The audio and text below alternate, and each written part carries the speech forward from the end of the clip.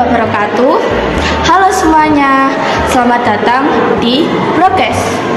Jadi hari ini saya sudah mengundang dua narasumber yang seru dan topik kali ini tuh bakal relate banget sama Gen Z. Ya nggak sih? Iya benar. Nah, kali ini pastinya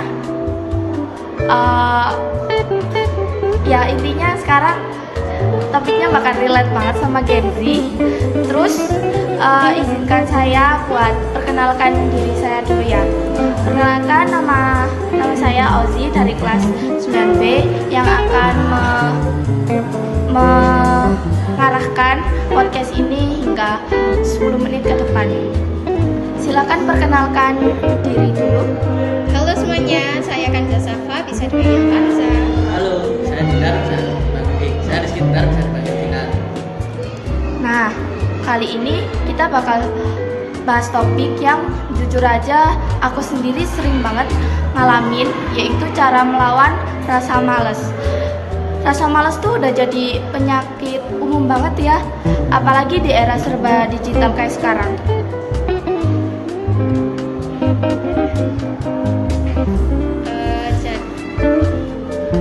Topik hari ini menarik banget sih, karena jujur aku juga sering banget berjuang lawan rasa males gitu. Bener banget, topik hari ini tuh kayaknya sama orang bisa relate. Aku pun sering banget harus cari cara buat tetap produktif walau mood lagi berantakan. Nah, keren banget. Jadi hari ini kita bakal bahas bareng nih, gimana caranya ngelawan rasa males dari berbagai sudut pandang, dari mahasiswa sampai pekerja produktif. Yuk langsung aja kita mulai. Kalau kita lihat sekarang, gaya hidup kebanyakan orang tuh makin santai, tapi di sisi lain tuntutan makin tinggi. Kayak tuntutan tuh intinya makin tinggi lah. Menurut aku sih karena sekarang situasinya serba cepat dan instan banget. Jadi kalau ada yang butuh waktu lama langsung harus jual.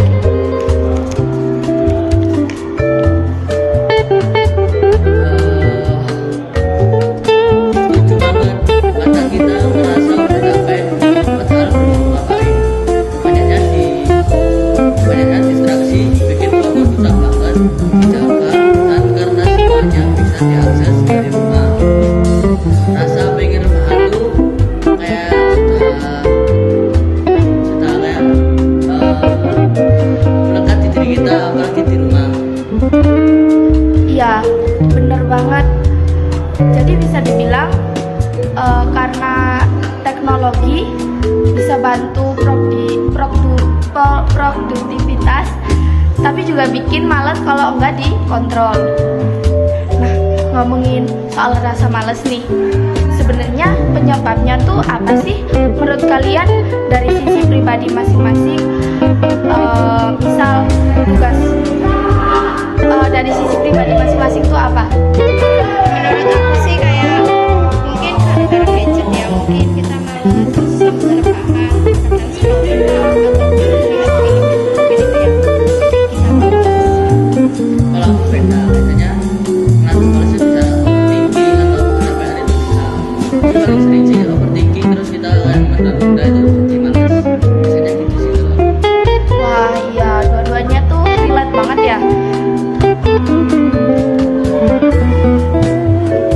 Males tuh datang bukan karena fisik lelah, tapi karena pikiran penuh duluan gitu ya.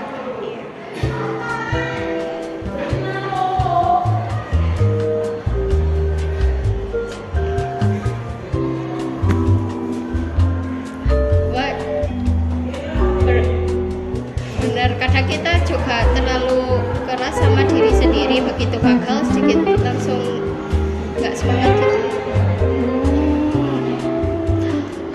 Kalau ngomongin pengalaman pribadi nih, kalian pernah nggak sih ngalamin masa dimana rasa malas benar-benar nguasain hidup kalian? Dan gimana cara kalian keluar dari zona rasa malas itu? Kalau aku sih mungkin melakukan hal-hal yang produktif gitu.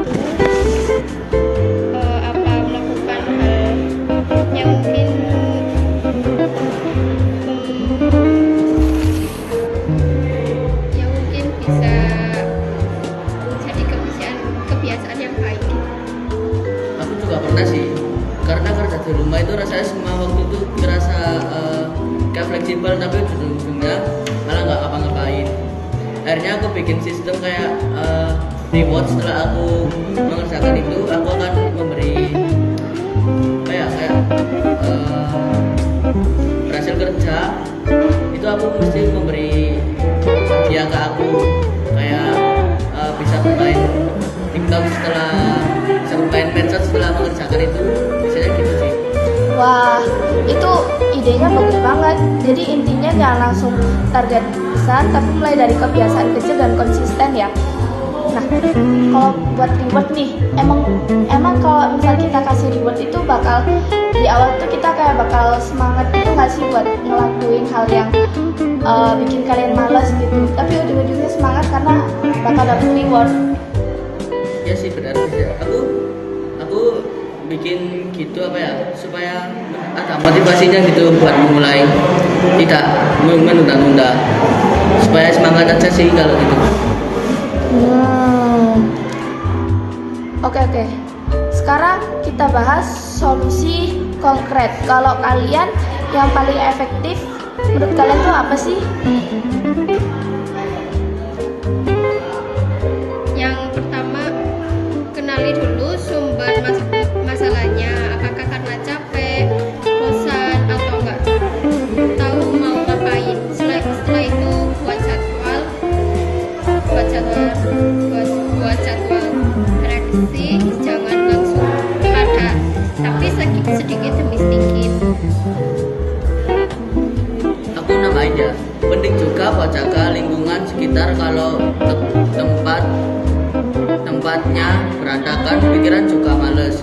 Jadi bersihin meja, atur ruangan, kasih yang enak, itu bisa bantu banget loh buat semangat. Iya, vibes ruangan tuh ngaruh banget ya. Penting juga buat jaga lingkungan sekitar. Kalau tempat kerja berantakan, pikiran juga males gak sih? Selain itu, coba gabung komunitas atau cites chat produser. Aku pernah ikut 30 days working challenge, dan ternyata kalau bareng orang lain tuh motivasinya lebih kuat. Setuju. Dan jangan lupa kasih penghargaan buat diri sendiri. Gak harus besar, cukup nikmatin hasil kerja kita. Dengan itu kita bisa menghargai diri kita, dan kita selalu bisa semangat untuk melakukan hal apapun itu. Wah, keren banget.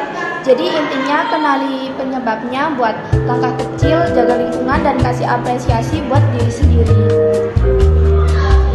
Benar, dan jangan lupa menjaga pola hidup sehat juga, karena takut yang kelas juga bisa bikin kita gampang malas. Ya, terus kalau lagi down, ingat apa alasan kenapa kamu mulai. Kadang semangat itu datang dari diri kita sendiri. Jadi kalau lagi down itu ingat kenapa kamu mulai, biar jadi semangat. Gitu ya. Oh ya, ngomong-ngomong, kalian kesini tadi gimana? Jalannya lancar? Apa ada macet? Ada kendala atau gimana? Alhamdulillah sih saya lancar-lancar aja ya, nggak ada kendala apapun datang ke sini. Kalau aku sih cuma rame sih. Apalagi kan ini hari kerja, kalau bukan kan pasti rame. Ya, kalau pagi kan emang padat-padatnya Ya. gitu ya di sini.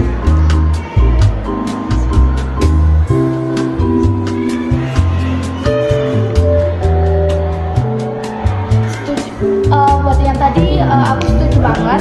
Makasih Kanza dan Nina udah sharing hari ini. Seru banget ngobrolnya. Semoga buat teman-teman pendengar obrolan ini bisa bantu kalian melawan rasa malas dan saling produktif lagi.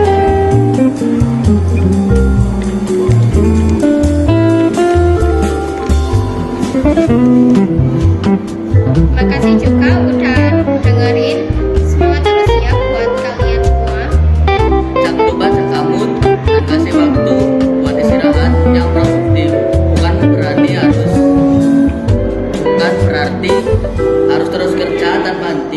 istirahat itu juga penting buat pikiran dan badan.